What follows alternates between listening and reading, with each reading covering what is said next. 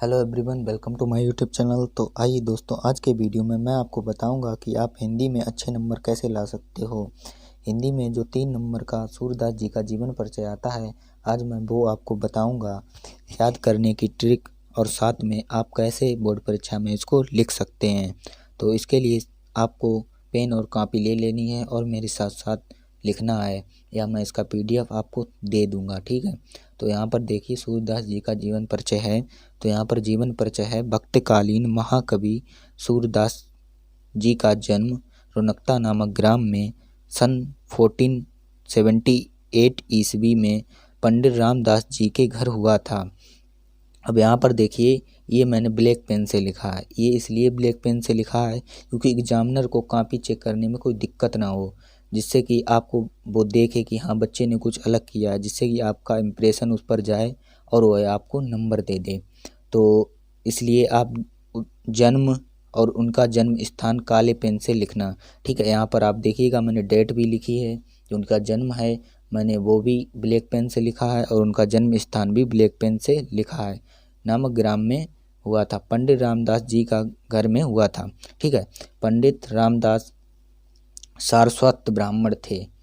कुछ विद्वान सिही नामक स्थान को सूरदास जी का जन्म स्थल मानते हैं। जो कुछ ब्राह्मण हैं वो सूरदास का जन्म स्थान सिही मानते हैं।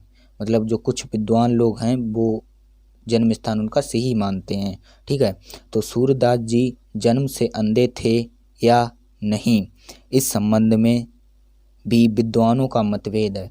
मतलब जो उनकी रचनाएं थीं, वो ऐसा लगता है कि स्वयं वो अंधे ना हों। जब आप उनकी रचनाएं पढ़ोगे ध्यान लगाकर, तो आपको खुद लगेगा कि सूरदास जी अंधे नहीं थे, ठीक है। तो यहाँ पर कहा गया है, सूरदास जी जन्म से अंधे थे या नहीं, इस संबंध में भी विद्वानों का मतभेद है।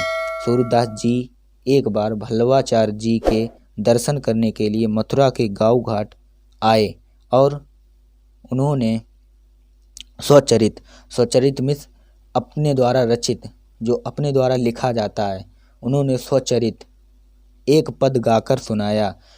जो उनका खुद का लिखा हुआ एक पद था, वो उन्होंने गाकर सुनाया।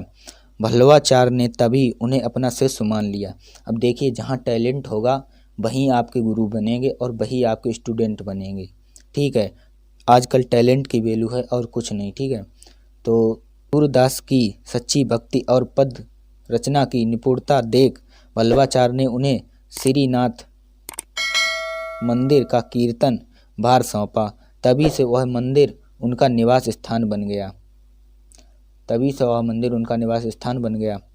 भल्लवाचार्य जी के संपर्क में आने से पहले सूरदास जी दीनता के पद गाया करते थे, तथा बाद में अपने गुरु के कहने पर कृष्ण लीला का गान करने लगे। अब देखिए, गुरु का कहना तो मानना पड़ेगा, ठीक है। अब मैं आपसे कहूँगा कि आप इसे याद कर लीजिएगा, तो आपको 2021 में 3 नंबर मिल जाएगा। लेकिन आप नहीं याद करोगे तो आप पर डिपेंड है, लेकिन मैं जो कह रहा हूँ वो होगा, ठीक है। तो यहाँ पर इन्होंने कृष्ण लीला के गान करने के लिए कहा।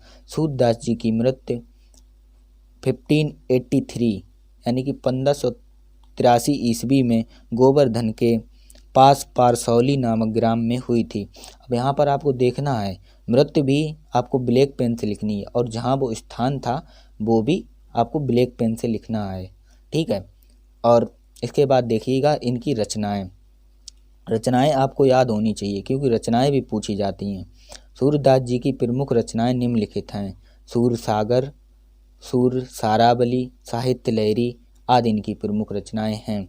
इस प्रकार अगर आप लिखोगे तो आपको बोर्ड में 3 नंबर पाने से कोई नहीं रोक सकता, ये मेरा वादा है। तो अगर आप इस चैनल पर नए हो तो चैनल को सब्सक्राइब कीजिएगा। धन्यवाद। जय हिंद, वंदे मातरम। मिलते हैं अगले वीडियो में।